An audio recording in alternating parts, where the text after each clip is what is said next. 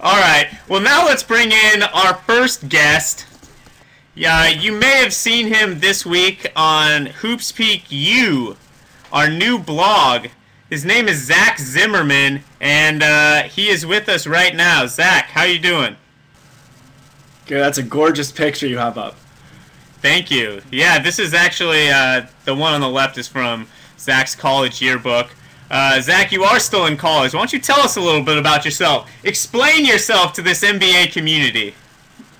I would love to. First of all, thanks for having me. I was raised in Daytona Beach, Florida, so I've been a diehard Penny Hardaway fan for my entire life. I am now in my senior year at Stanford, having covered a team that has only made a postseason appearance once in my academic career, and that was the CBI, in which we lost to Wichita State, the semifinals. Okay. And I was editor of the Stanford Daily, so I guess that's how I luck-boxed my way into this gig. Yeah, that I took that on face value, and luckily you are everything I was hoping you were going to be. Please check out his blog. He's doing a great job. We've got good stuff from Prudy up, and Ian Levy, and others who are just doing awesome stuff. But first, I'm kind of morally opposed to the NCAA, which is weird because I started an NCAA blog. Defend college basketball. Why is it okay to watch these unpaid laborers and to enjoy it? Well, it's a great sport to watch, first of all, and the NCAA has tons of problems. We're actually coming out with a pretty big story about the abolishment of the NCAA, so I don't want to spoil that for anyone who wants to read that in the coming weeks. But I absolutely love it. Again, these guys are unpaid, and there are other guys like the John Walls and Kevin Durant and Derrick Roses, who are going to be gone. They're probably getting paid in school. Then there are the other guys. This is their glory years. So you have the Ali Farouk Maneshes of Northern Iowa. They're not going to play professional ball, and it's just fantastic watching those guys just put it all on the floor. And there's absolutely nothing better than that. All right, that's a decent thing to say, I guess. Decent reason. Okay, so here's something I wanted to ask you about. There's this weird mania for freshman athletes. When a hot freshman is coming into the college ranks, I mean, people go bananas for them.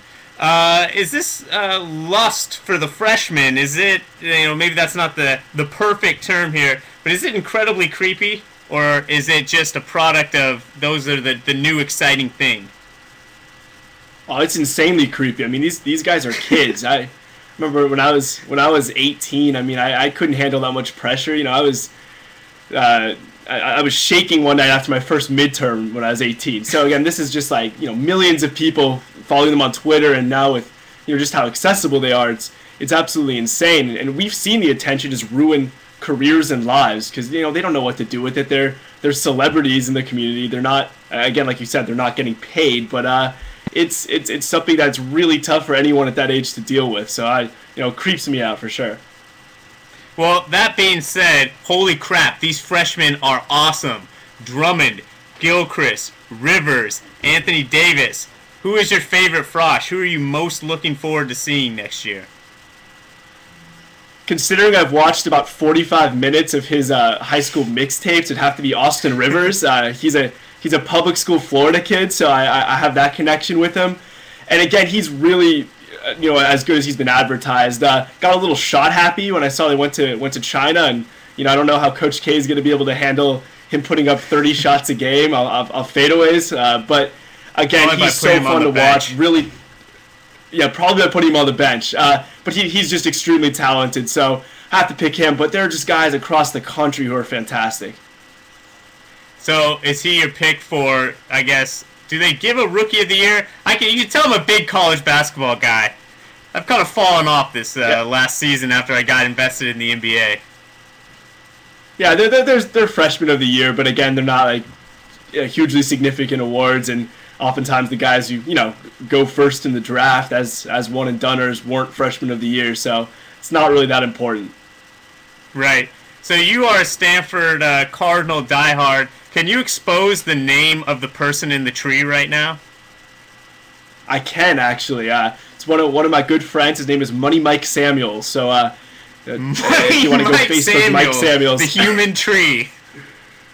The human tree. It's actually this really fierce competition to get in the tree. You have to perform all these stunts for our band. And I think his big one was running naked into this big lake we have and chasing after blow-up dolls in the middle of the lake while the band shot him with airsoft guns. So Money Mike really put in his fair share of pain to become the tree.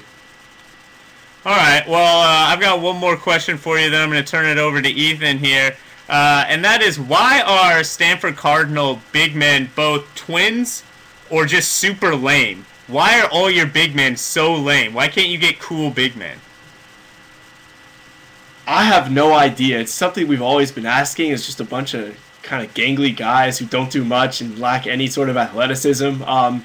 And I guess, we have this thing here where if you take one, you have to take two. I live down the hall from a pair of twins right now and come across a bunch of them. So I don't know. We just like things in sets of two, apparently.